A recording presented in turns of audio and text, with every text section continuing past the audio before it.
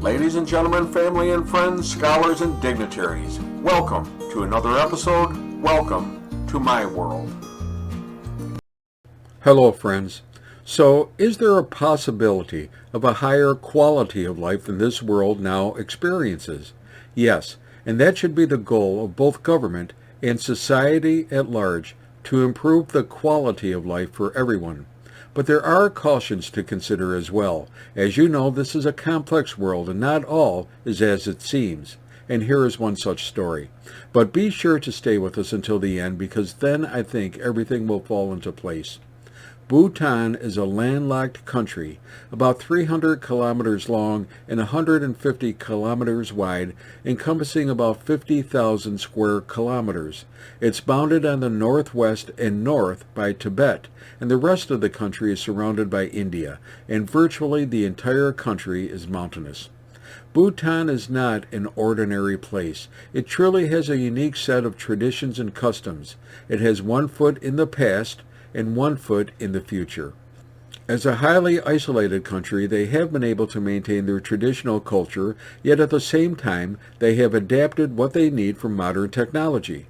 You'll find monks transcribing ancient Buddhist texts, but into computers, and you'll see traditionally dressed archers, but using the most modern high-tech bows and arrows.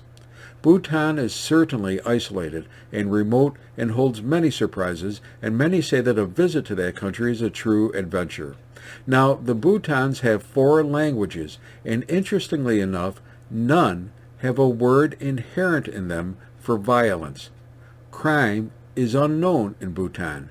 It's been reported that as an isolated culture, Bhutans were able to live within their own society without outside influence, and this society was peaceful, balanced, and without either crime or crudeness, negative attitudes or rebelliousness. It was the most gentle and respectful culture. However, some years ago that changed dramatically. Several decades ago, the Bhutans found their children now becoming troublesome, talking back, disrespectful, rebellious, saying no, and getting into fights. After thousands of years, the culture began to change, in fact to disintegrate. And today, Bhutan experiences all types of crime and social disorders, many having levels equal to other Eurasian countries. So, what happened? What was the difference? Was there a distinct cause and effect?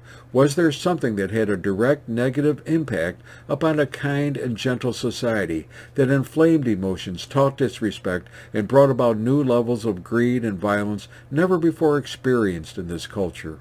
Yes, and it's called television. After television was introduced into the Bhutan society, or rather after television invaded Bhutan with its gratuitous sex and violence, drama, emotional content, spurious concepts, materialistic advertisements, and toxic examples of modern life, well, Bhutan was modernized and brought into the current culture. So, for those who have studied sociology, there is a paradigm study that says, does television affect society, or is television merely a reflection of society? Well, in this case, the answer is simple.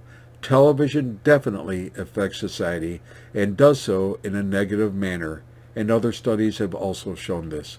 In this case, before there was television, there were very few social and family problems, but after the introduction of television, the problems began and grew quite monumental, and the people became normalized to the level of dysfunction they learned on television.